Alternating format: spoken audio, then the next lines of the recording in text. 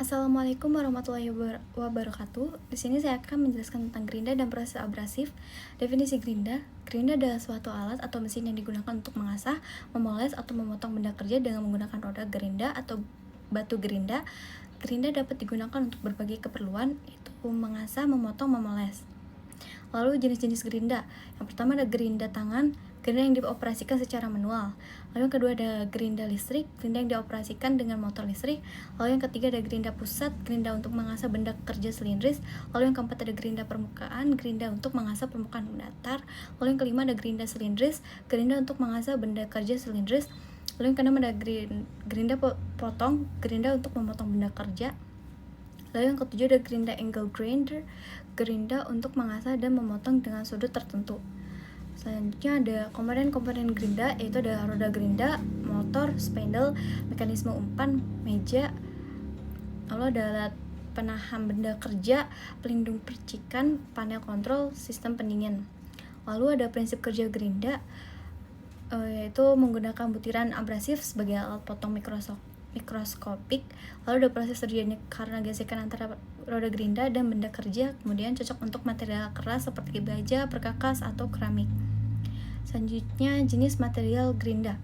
Alumina oksida digunakan untuk mengasah logam seperti baja dan besi. Silikon karbida digunakan untuk mengasah logam non-ferro seperti aluminium dan tembaga. Lalu berlian digunakan untuk mengasah dan memotong material yang sangat keras seperti batu dan keramik.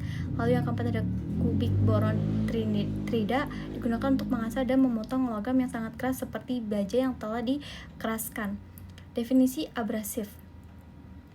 Bahan atau zat yang memiliki sifat mengkikis atau menggosok permukaan benda lain.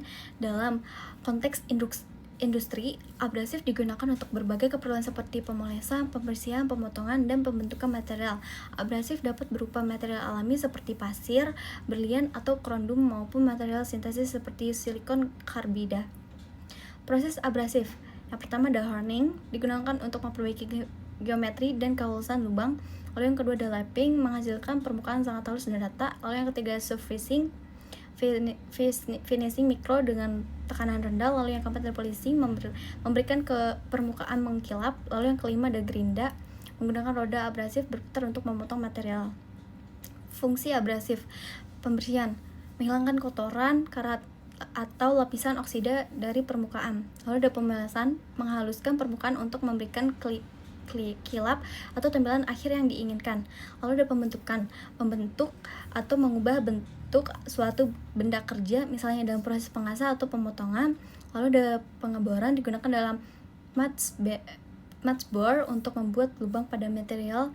Lalu contoh penggunaan abrasif dalam kehidupan sehari-hari, yaitu ampas untuk menghaluskan kayu, batu asa untuk mengasah pisau, pasta gigi yang menggunakan abrasif halus untuk mengangkat plak, cakram gerinda di bengkel las atau reparasi. Sekian dari saya. Wassalamualaikum warahmatullahi wabarakatuh.